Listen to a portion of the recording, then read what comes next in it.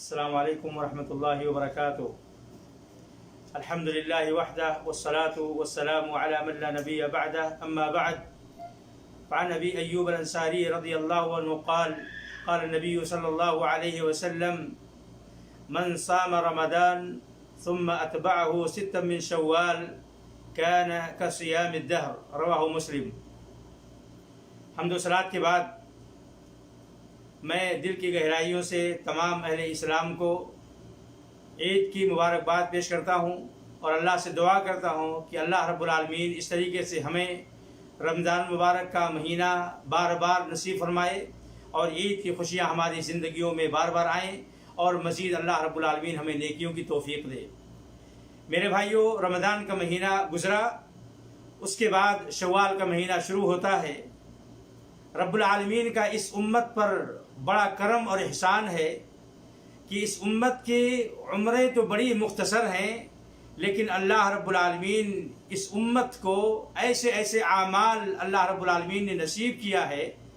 کہ بندے تھوڑے سے اعمال کریں، اللہ تعالیٰ اپنے فضل و کرم کا اور اجر و ثواب کا دروازہ کھول دیتا ہے۔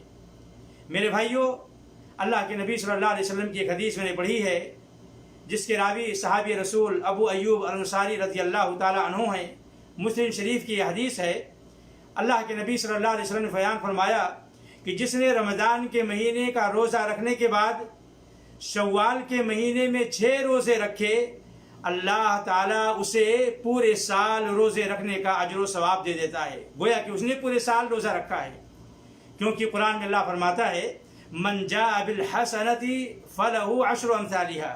کہ جس نے ایک نیکی کی اللہ تعالیٰ اس نیکی کا 10 گنا بڑھا کر اجر و ثواب دیتا ہے۔ تو گویا کہ ہم نے اگر رمضان کے مہینے میں روزہ رکھا تو یہ 10 مہینے کے برابر ہے، اور یہ 6 دن 60 دن کے برابر ہے، کل ملا کے 12 مہینے ہو جاتے ہیں۔ میرے بھائیوں، ہم اس مہینے کے اندر روزہ چاہے تو عید کے دوسرے 2 شوال سے لے کر 30 شوال تک کبھی بھی روزہ رکھ لے، اس کی ہمیں مکمل آزادی ہے، یا انسان کانٹینیو روزہ رکھنا شروع کر دے، یا انسان متفرق الگ الگ دنوں میں روزہ رکھے، ایک دن روزہ رکھا پھر چھوڑ دیا، 2-4 دن پھر روزہ رکھا پھر 2 دن چھوڑ دیا، یا اسی طریقے سے اگر انسان روزہ رکھنا چاہتا ہے کہ وہ ہفتے میں سوموار یا جمعرات کو روزہ رکھے گا اور اسے سوموار اور جمعرات کے روزہ رکھنے کا جو اجر و ثواب ہے وہ بھی ملے گا، اور پھر شوال کے روزوں کا بھی اسے اجر و ثواب مل جائے گا۔ اسی طریقے سے میرے بھائیوں، بعض اہل علم کہتے ہیں کہ جس بھائی کا یا جس بھی مسلمان مرد یا عورت کا کسی بھی شرعی مجبوری کی وجہ سے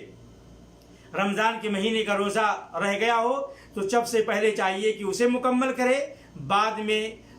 شوال کے روزے کا اہتمام کرے۔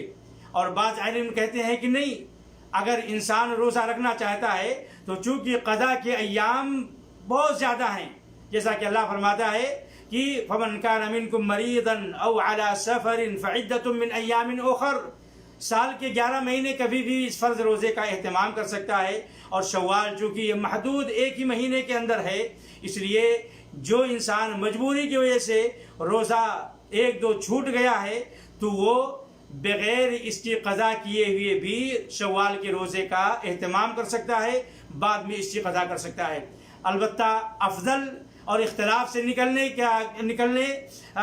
ہوئے افضل یہ ہے کہ انسان سب سے پہلے قضا کے روزوں کی تکمیل کر لے، اس کے بعد اگر کچھ ایام اس کے پاس بچتے ہیں کہ شوال کے 6 روزے بھی رکھ لے تو اس کے لیے زیادہ بہتر ہے، ورنہ اگر کوئی انسان نہ بھی قضا کرے بعد میں اس کو رکھنا چاہے تو قضا روزوں کو بعد میں رکھ سکتا ہے اور شوال کے مہینے میں شوال کے روزے رکھ سکتا ہے۔ تو میرے بھائیوں، یہ اللہ رب العالمین کی طرف سے عطیہ ہے،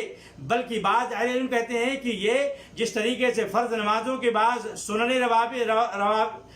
رواتب ہیں، سنت موقدہ ہیں، ایسے ہی ان کی بھی اہمیت ہے شوال کے 6 روزوں کی، کہ فرض روزے کے اندر جو کمیاں رہ جاتی ہیں نوافل روزوں سے اللہ تعالیٰ اس کے جبران کر دیتا ہے، اس کی بھرپائی کر دیتا ہے۔ لہذا اے میرے مسلمان بھائیوں، ہمیں ان روزوں کا، ان ایام کا خاص خیال کرتے ہوئے، اور یہ بعض علم نے علامت بھی بیان کیا ہے کہ اگر بندہ نیکیوں کے بعد نیکیاں کرتا ہے تو اس کے اعمال کی قبولیت کی نشانی ہے۔ اور یاد رکھیں میرے بھائیوں، رمضان کا مہینہ ختم ہوا ہے، رمضان میں کیے جانے والے اعمال ختم نہیں ہوئے ہیں، وہ آپ کے لیے سال کے 11 مہینے متوفر ہیں۔ قرآن موجود ہے، روزہ موجود ہے، نفلی نمازیں موجود ہیں، ذکر و اذکار موجود ہے، اور اللہ کی عبادت قرآن کی تلاوت موجود ہے۔ اور جس رب کے لیے ہم نے رمضان کے مہینے میں روزہ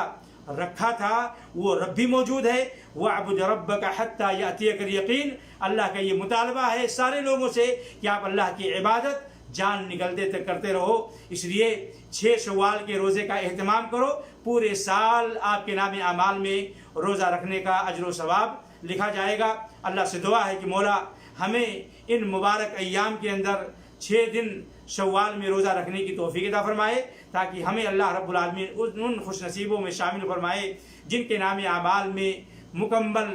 سال بھر کا روزہ لکھا جائے گا۔ وآخر دعوانا الحمدللہ رب العالمین، وصلی اللہ علی نبینا محمد وعلی آلہ وصحبہ اجمعین۔ والسلام علیکم ورحمۃ اللہ وبرکاتہ۔